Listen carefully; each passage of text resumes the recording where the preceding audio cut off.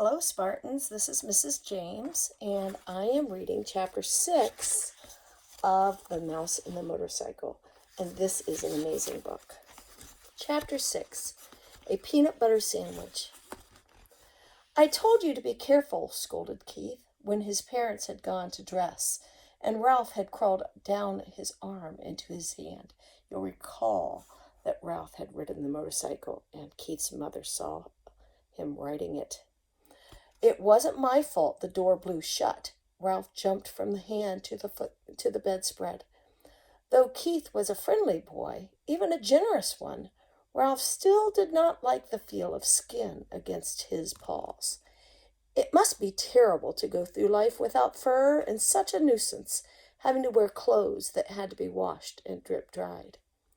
Ralph knew all about drip drying. Many were the drops of water from shirts and slips that he had dodged going in and out of his mouse hole.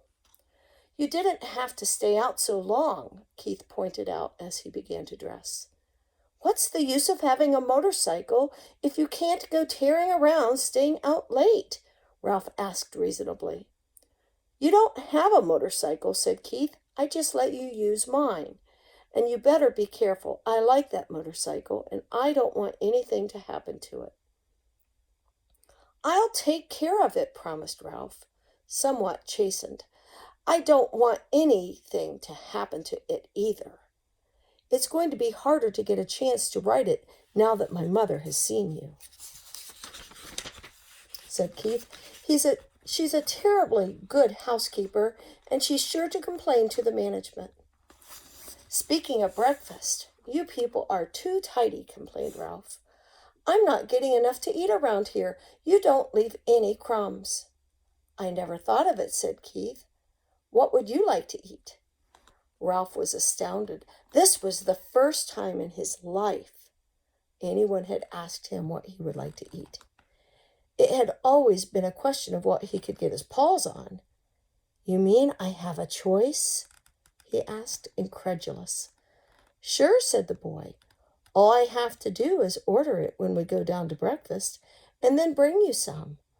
Ralph had to take time to think.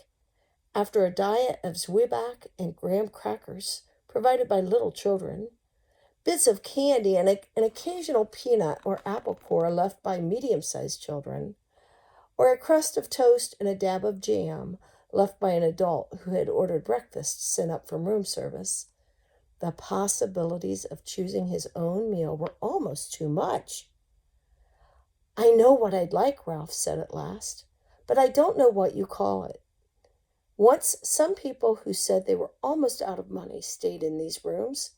They had 4 children, all of them hungry, and they couldn't afford to go to the dining room. So they got some bread and spread it with something brown out of a jar and put some more bread on top of that. They whispered all the time they were eating because they didn't want the maid or bellboy to know they were having a meal in their room. Afterwards, they all got down on their hands and knees and picked up every single crumb on the carpet so no one would guess they had eaten in their rooms. It was a great disappointment. It smelled so good, like peanuts, only better. The boy laughed. It was peanut butter sandwich. Sure, I'll bring you a peanut butter sandwich, or part of one. I'll eat part of it myself. It'll be kind of a funny breakfast, but I won't mind that. Where will you leave it? Asked Ralph. Keith thought a minute. Where do you live? He asked. In the knothole under the window. No kidding, Keith laughed. That's the hole I poked my finger in last night. I'll say you did, said Ralph. Scared me out of a year's growth. Nobody has ever guessed it's a mouse hole because it's a knot hole instead of a chewed hole. I tell you what, said Keith. I'll bring up part of a peanut butter sandwich and poke it through the knot hole. Just like room service. Ralph could not have been more pleased with the suggestion.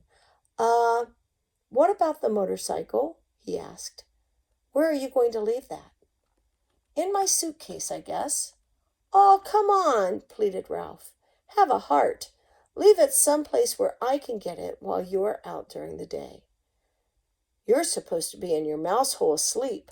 not riding around in the daylight where people can see you." "Well, gee whiz, can't a fellow even look at it?" asked Ralph. "I bet you like to look at big motorcycles yourself." "Yes, I do," admitted the boy. "Well, I'll leave it back under the bed like I said, but you promise not to ride it until after dark. Scout's honor."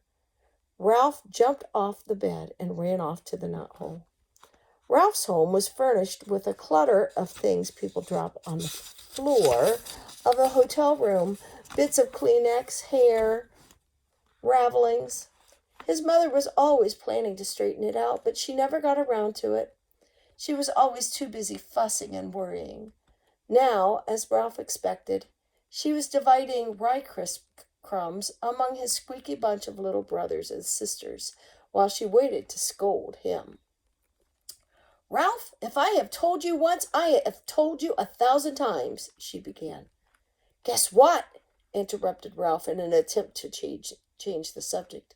"Somebody in 215 is going to bring us a real peanut butter sandwich." "Ralph!" cried his frightened mother. "You haven't been associating with people." "Oh, he's just a boy," said Ralph, deciding to keep the complete story of the dangers and the glories of the past night to himself. "He wouldn't hurt us. He likes mice." "But he's a person," said his mother. "That doesn't mean he has to be bad," said Ralph. "Just like Pop used to say, people shouldn't say all mice are timid just because some mice are, or that all mice play when the cat's away just because some do." "Just the same, Ralph," said his mother, "I do wish you would be more careful whom you associate with. I'm so afraid you'll fall in with the wrong sort of friends." "I'm growing up," said Ralph. "I'm getting too old to hang around a mouse nest all the time. I want to go out and see the world. I want to go down on the ground floor and see the kitchen and the dining room and the storeroom and the garbage cans out back."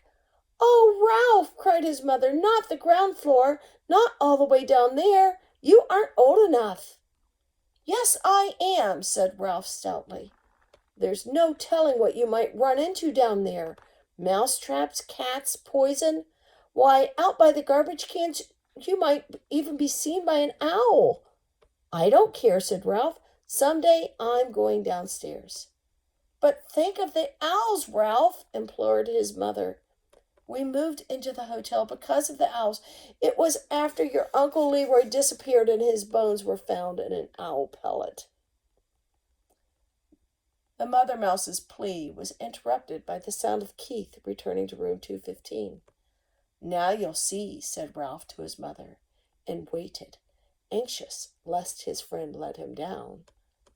Sure enough, Keith came to the knothole. "Psst!" he whispered. "Here it is." "The waitress thought I was crazy, ordering a peanut butter sandwich along with my cornflakes for breakfast, but here it is." He stuffed half a sandwich, a bit at a time, into the hole, where Ralph seized the pieces and pulled them all the way through. "Listen, we're going to be gone most of the day. The dining room is packing us a picnic lunch, and we're going to drive along some of the back roads and visit some old mining towns." "Thanks a lot," Ralph managed to say with his mouth watering. "Have fun." "See you tonight," said Keith. "Have a good day's sleep." Ralph's mother could not help being impressed by the sight of that peanut butter sandwich. "Just like room service," she marveled. "Why, it's a peanut butter and jelly sandwich, and it even has butter in it." "I told you he would bring it," Ralph could not help boasting, even though his mouth was full.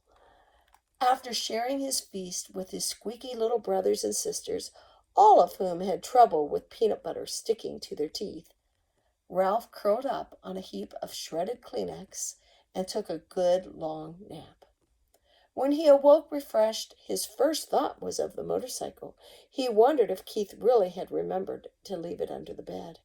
He yawned and stretched and left by way of the keyhole, or the knothole.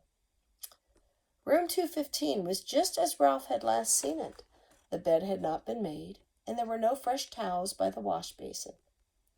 Ralph ducked under the sheets and blankets that had tumbled off one side of the bed, and there, in the dim light, he caught the gleam of chromium exhaust pipes. Keith had trusted him after all. He walked across the carpet and took hold of the hand grips once more. They felt just right in his paws, and he longed to be off, speeding around the threadbare spots on the carpet. But a promise was a promise.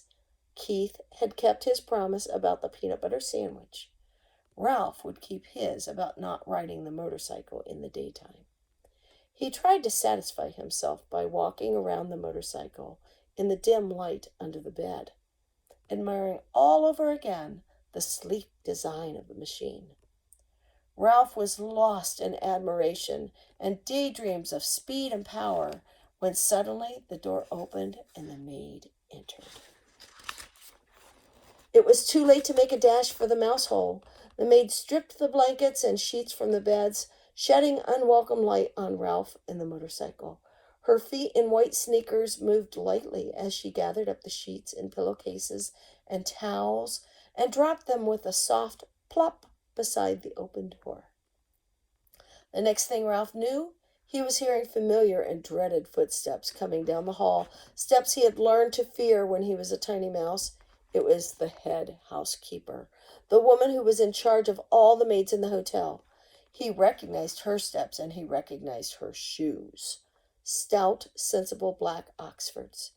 Nothing was ever clean enough for the head housekeeper, and Ralph's whole family lived in dread lest she discover their mouse hole.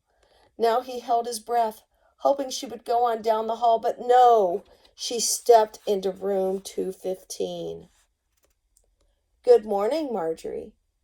The housekeeper spoke crisply to the maid. "Be sure you clean 215 and 216 very thoroughly this morning. There has been a complaint from the guests. They suspect mice." "Yes, ma'am," said the maid. "Look behind all the drawers," continued the housekeeper, "and in the corners of the closets.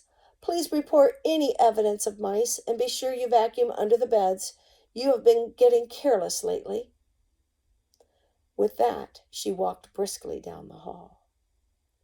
"Old grouch," muttered the maid, as she reached into the hall for something that produced a sound that struck terror into Ralph's heart. It was the clang of vacuum cleaner attachments banging together. Oh, no. What is going to happen in Chapter 7? Will Ralph get vacuumed up? Will he escape? We'll have to wait and see.